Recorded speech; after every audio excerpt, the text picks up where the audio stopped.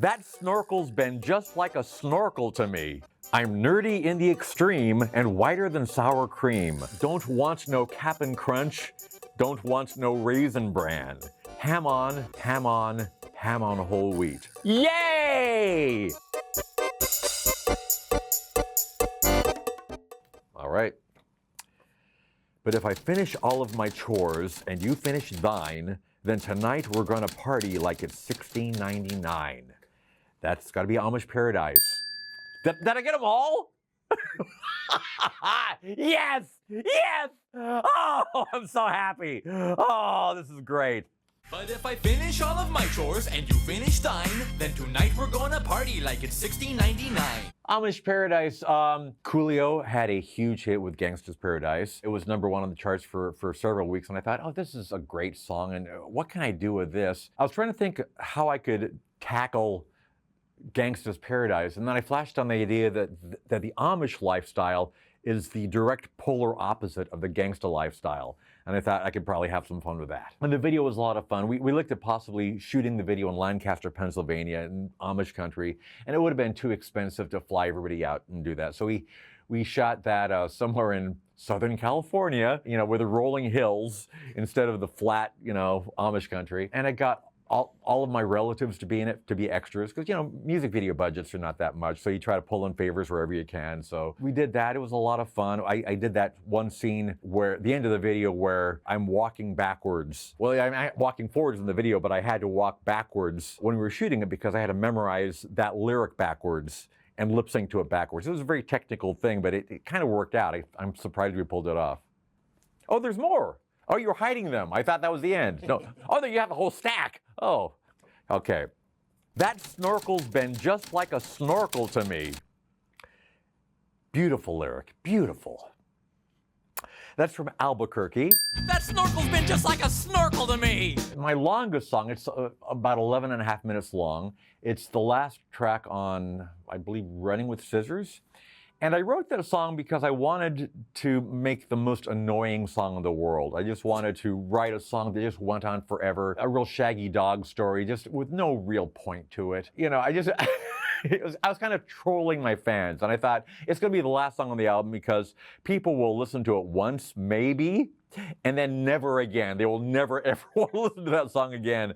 And the irony is, it's one of my most popular songs with the fans. The people that I think influenced me the most were the people that I was exposed to through the Dr. Demento Show. For the people that don't know, Dr. Demento has been on the radio and now on the internet for many years. But in the days before YouTube, before TikTok, before any kind of social media, there was no way for an idiot like me to get played on the radio or be exposed to a national audience. But Dr. Demento, played things that I recorded in my bedroom and recorded on a little tiny cassette tape recorder. He gave me exposure when literally nobody else in the universe would. And it kind of blew my mind because, I was, getting my song played on the radio. It was crazy. The first single that got released nationally was My Bologna. And I was a teenager at the time, but I was in college. My Bologna was the first real hit on the Demento Show, and the version that Capitol Records released was a bathroom recording, literally. I recorded that in the men's bathroom across the hall from my campus radio station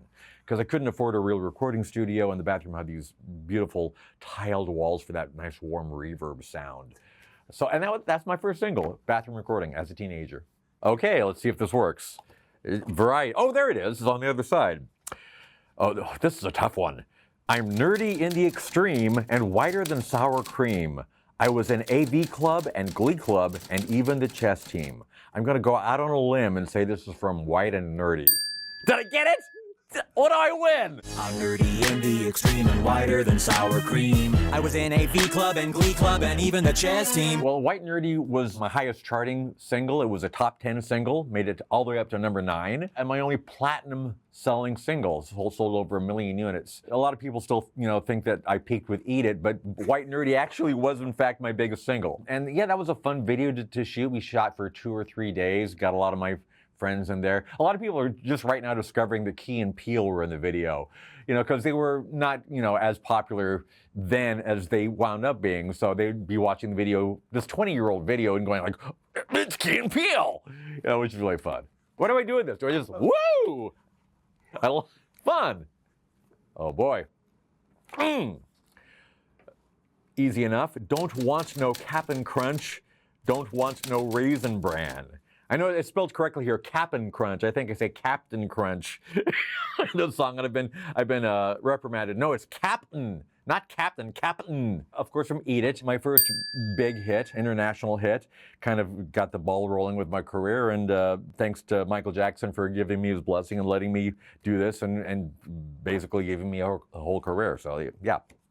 Don't want no Captain Crunch, don't want no Raisin Bran. I met Michael Jackson a couple of times. Very briefly, I got to go to one of his video tapings, and I also got to go backstage at one of his concerts. And a very nice guy, kind of, soft-spoken. I actually got to give him a gold album, which I'm sure he didn't need another gold album, but, my album, Even Worse, had me on the cover in the buckle jacket like Michael Jackson. And, I wanted to, give my thanks, so I presented that to him, and he was very nice, and he smiled, and I'm sure he went home and just threw it on the pile of gold records.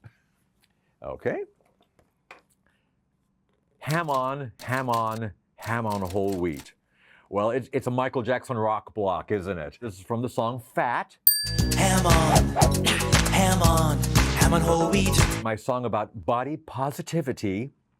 Thank you. And that was a fun video to do. I got to expand to 800 pounds in the video. And this is before CGI. So it was done all with practical effects instead of like using a computer to expand my face. That was actually latex bladders that were taped to my face, which had to be expanded through straws. There were actually like special effects guys on the floor out of camera shot blowing through straws and physically expanding my face. So that was unusual. We did several takes of my face expanding. And for the last take, I said, just keep blowing till my face literally explodes, which it did. And that was the take we used. We used it up until the very frame where my face blew up.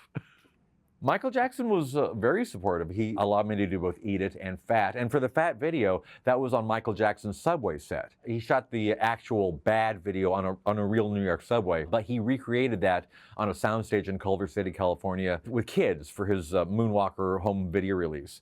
And they were just about to strike it. They're going to tear the whole set down. And I said, no, wait. I'm doing this video. Can I please use your set? And they were kind enough to let me do that. Oh boy, this is so fun.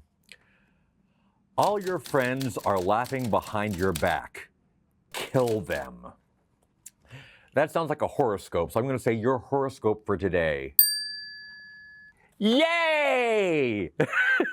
All your friends are laughing behind your back. Kill them. A music video was just made of this song. The song itself is at least a decade or so old, and there was a new animated video made for it, which was really great. This song is inspired by the horoscopes from The Onion, which I was a big fan of, and also by horoscopes from Gary Owens. He used to do like funny horoscopes. So it's a song full of just dumb, funny horoscopes. Okay. In the bathroom, I sit and I wait and I sweat and I clench and I'll feel the pain. Ooh, this is very dramatic. I'm going to say this is a complicated song. In the bathroom, I sit and I wait and I strain and I sweat and I clench and I feel the pain. Oh. The Avril Lavigne song, Complicated, was a big hit, and I wanted to do something with it. And I had all these different ideas about what direction I could go with it. And I didn't like one well enough to do a whole song about it. So I had each verse be like a different thing. And the first verse was about being constipated. So that's where this comes from. Oh, thank you. And I forgot the next verse. Oh, well, I guess it pays to rehearse. The lyric sheet's so hard to find.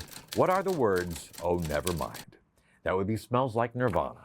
And I forgot the next verse. Oh, well, I guess it pays to rehearse. I remember one of the lyrics on the song, it's hard to bargle noddle zouse with all those marbles in my mouth. I remember thinking of the phrase bargle noddle zouse at like 3 o'clock in the morning and writing it down and saying, I got to remember that in the morning. Bargle noddle zouse, that's important. I got to put that in the song. Smells Like Nirvana came out at the perfect time because I was going through kind of a dry stretch. My first movie, UHF, had come out in 1989, and it flopped spectacularly. It didn't do well at the box office, and the stink of failure was on me. And it took a while to kind of get my mojo back, and I was waiting for the right song to come along. But then Nirvana came along, and the voice of a generation and a once-in-a-lifetime opportunity. And at first I thought, oh, I love this band. They're great. They're not going to get popular enough for me to do a parody. And then their album shot to #1. I thought, okay, now's the time. I met Kurt a few times. I ran into him at a restaurant, and I just said, I'm so thankful for everything you've done for me. If there's anything I can do for you, just let me know. And he said, paint my nails. And I didn't have any nail polish with me, but I gave him a rain check on that. Okay. We only torture the folks we don't like. You're probably going to be okay. That would be my Miley Cyrus parody, Party in the CIA. We only torture the folks we don't like. You're probably gonna be okay. I don't know. People say that's a political song. I don't know. I'm just telling them like it is, man. All right. So we took him there and we told the tale how his midi-chlorians were off the scale and he might fulfill that prophecy.